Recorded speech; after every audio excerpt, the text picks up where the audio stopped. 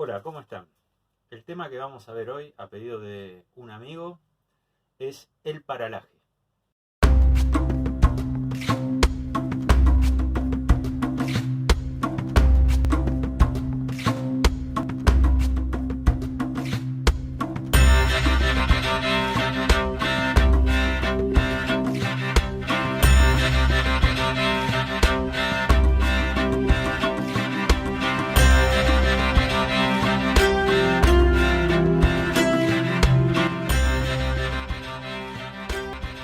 La palabra exacta, el término exacto es, en inglés, parallax, en castellano, paralaje.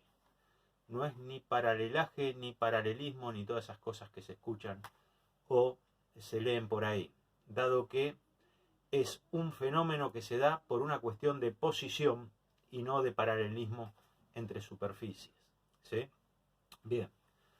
Para definirlo técnicamente, el tema es el siguiente. Vamos a volver a nuestra mira, ¿sí? La cortada, la size cortada que tenemos para mostrar la parte interior.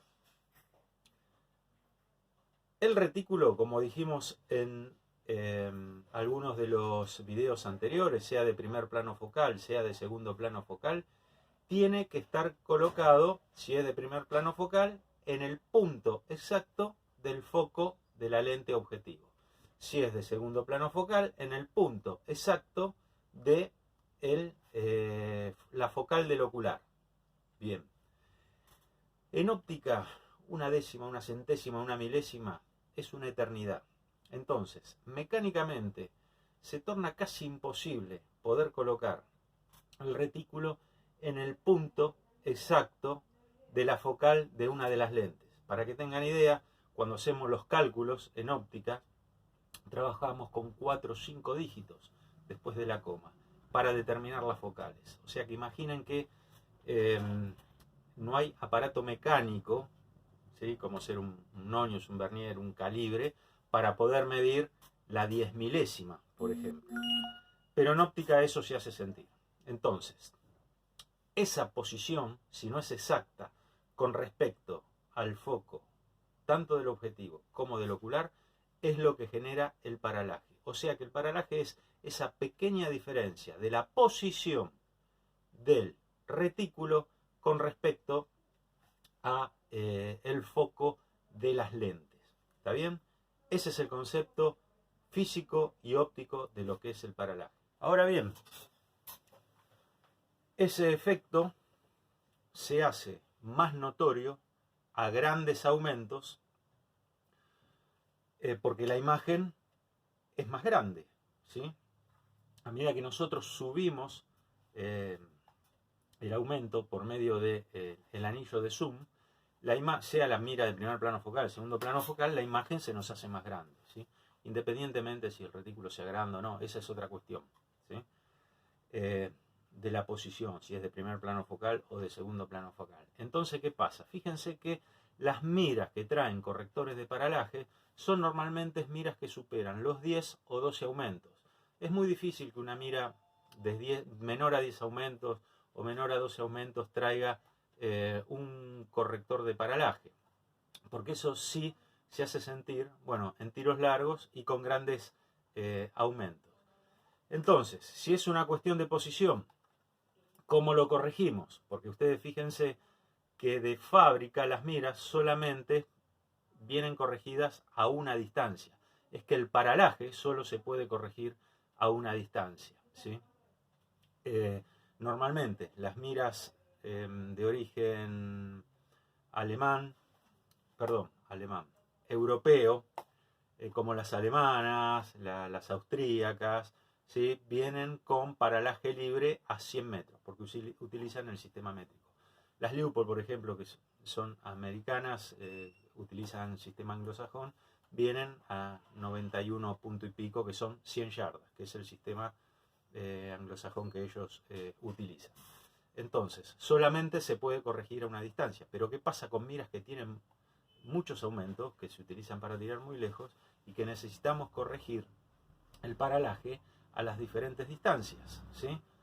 Y a los diferentes aumentos? Bien, se inventaron las miras con corrector de paralaje. ¿Qué es lo que hacen esos correctores de paralaje? Bueno, mueven alguna lente de manera de acuerdo a la distancia en que la lente se enfoque, su foco posterior coincida con el plano focal donde está colocado el retículo y así dejarla libre de paralaje. Existen dos tipos de correctores de paralaje. Los más antiguos, no menos efectivos, pero sí un poco más incómodos, que son los correctores de paralaje frontal, ¿sí? ¿Qué es lo que hace esto? Bueno, tiene un capuchón, ¿sí? Como pueden ver acá, que gira, la lente objetivo, y soportando a la lente objetivo hay un resorte cónico que hace fuerza contra el cono.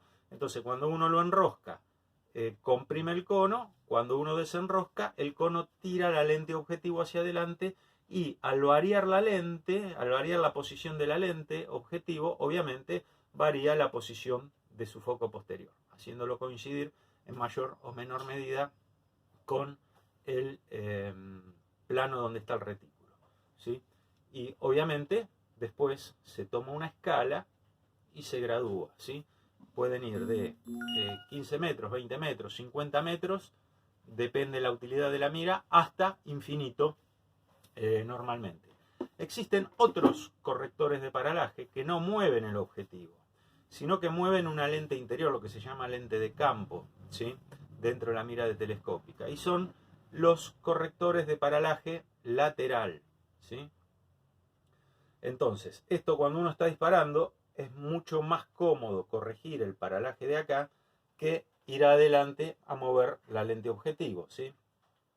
Pero, ¿cómo se puede corregir el paralaje si no se mueve el objetivo? Bien, fíjense que hay una lente que es la lente de campo, ¿sí? Puede haber dos, lente colectora también. Puede estar la lente colectora delante de la lente de campo, ¿sí? Colectora porque colecta los rayos que provee el objetivo. Entonces, si en vez de mover el objetivo, muevo la lente colectora, eso permite hacer coincidir el foco del objetivo con la posición del retículo también. La lente colectora está montada, ¿cómo funciona? ¿No? Porque el otro funciona como un resorte, y este ¿cómo funciona? No hay resorte ahí. Bueno, la lente colectora está montada en un portalente que tiene un tornillito, ¿sí? Esta rueda que ustedes ven aquí tiene adentro un disco como este, ¿sí? Que tiene calado un sinfín. Entonces, el tornillito que tiene el montante de la lente colectora calza adentro de ese sinfín. Entonces, cuando yo lo giro, esto hace que el tornillito camine adentro del sinfín. Entonces, esta lente va un poco más adelante, un poco más atrás, a medida que yo giro el sinfín. Por eso tiene un tope de menor distancia y un tope de mayor distancia. Así es como funciona el corrector de paralaje lateral. Preguntarán por qué las miras que tienen menos de 10 o menos de 12 no tienen corrector de paralaje. Bueno, normalmente están enfocadas a infinito, porque son miras de caza, no de tiro, ni de demasiada precisión para tiro a larga distancia. Entonces están calibradas a infinito, y su paralaje se saca a una sola distancia. ¿Qué sucede? Al haber muy pocos aumentos, el ojo puede tener la sensación de nitidez aún no cuando no está viendo bien, ¿sí? Y como los aumentos son pocos, esa pequeña diferencia el ojo la puede resolver o confundir, digamos, y pensar que está viendo bien. Entonces, para un tiro de caza no es demasiado importante el tema de un corrector de paralaje. Así es como funciona. Ese es el concepto físico-óptico del paralaje. ¿Y cómo me doy cuenta del paralaje? Bueno, normalmente cuando vamos al polígono colocamos el rifle en posición, miramos el blanco, centramos el retículo en algún punto y sin tocar el rifle, sin tocar la mira, hacemos este pequeño movimiento hacia arriba y hacia abajo sobre el blanco. si el retículo se desplaza sobre el punto que estoy mirando, o el blanco se desplaza con respecto al retículo, existe paralaje. Entonces tengo que moverlo, sea frontal o lateral, hasta que al hacer este movimiento, ¿sí?, retículo y blanco se mueven al unísono, no se desplaza uno con respecto al otro. Entonces, en esa circunstancia, no importa cómo ponga la cara yo en la culata del rifle, no importa si el relieve es más largo o más corto, estando libre de paralaje, se mueva donde se mueva, apoye la cara como apoye la cara, el retículo va a estar siempre sobre el punto apuntado, ¿sí? No va a haber desplazamiento. Si no, se crea un disco de dispersión.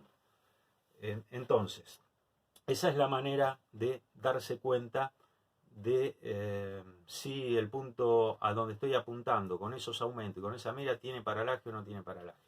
Si entran al canal, que se asocien al canal, que le den a la manito, a la campanita, así les avisa cuando sacamos nuevos videos. Algo que no quiero dejar de recordarles y decirles: no le den bolilla a estos números que vienen grabados en los correctores de paralaje, porque no todos los ojos ven iguales. No todas las condiciones atmosféricas cuando yo voy a tirar son iguales. No todos los aluminios son iguales. Recuerden que el aluminio absorbe y larga mucho calor y el calor ambiente lo afecta. Entonces, un punto de 150 metros que un día funciona bien para mi ojo a 150 metros, otro día con otra temperatura por dilatación de materiales no son 150 metros. Entonces, lo que pueden hacer es ustedes hacerse en lo que llamamos CNPT, ¿sí?, condiciones normales de presión y temperatura, pegar un papelito con las diferentes posiciones, ¿sí?, en un día con una temperatura y una presión más o menos normal. Pero eso no quiere decir que otro día, con otras condiciones climáticas, eso se vaya a repetir. El tema es muchísimo más largo, es muchísimo más complejo, pero bueno, creo que con esto más o menos aclaramos y complacemos al seguidor que tenemos, que nos pidió que hablemos sobre este tema. Digo que con esto más o menos aclaramos de qué se trata esta cuestión. Bueno, los espero, calculo que la próxima semana, en el próximo video. Buenos tiros y buenas observaciones.